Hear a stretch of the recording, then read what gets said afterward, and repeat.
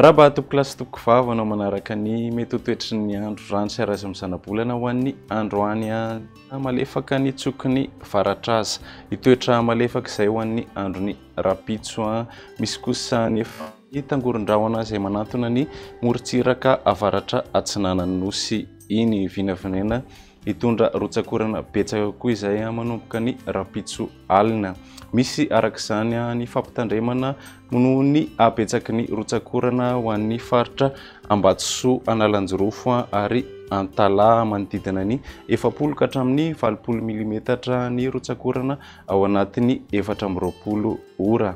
Entanina arak'izany ireo mponina amin'ireo faritra voakasika mba ho mailo hatrany ary hanaraka ny fepetra sy ny toromarika izay omen'ny tompon'andraikitra eny fotony. Raha ny makasika ny maripana kosa indray ho an'ny andron'ny rapitso dia isy fiakarany kely any maripana saika manerana ny nosy. Ny mety ho toetry ny andro ho an'ny rapitso maraina ary dia andrahona vitsy ny faritra Zava Ambatsoa sy Analanjorofo toy izany koa ny faritra avaratra andrefan'ny nosy iny.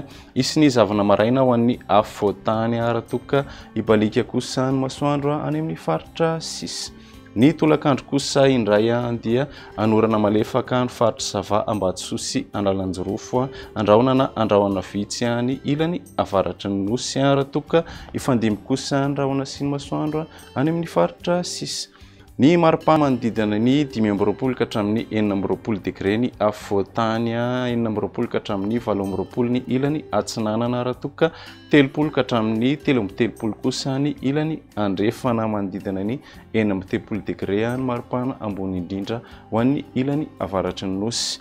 Raha ny alahady kosa indray dia anorana hatrany ny faritra Zava Ambatsoa sy Analanjorofo. Isy ny zavana maraina ho an'ny afovoantany sy ny ilany atsimo atsinanan'ny nosy iny. Andrahona vitsy ny ilany avaratra ary mety isy ny orana tandrifon-drahona vitsy ny atitan'ny melaka ny alina.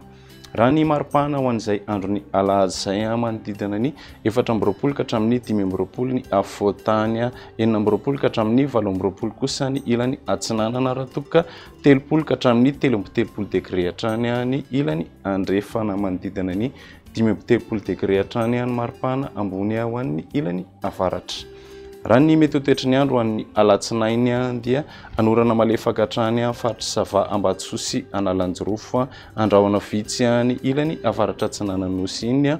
Itoetra ny zavana maraina ho an'ny afovoantany sy ny ilany atsimo atsinanana raha toka hibalika kosa ny masoandro any amin'ny faritra sisy.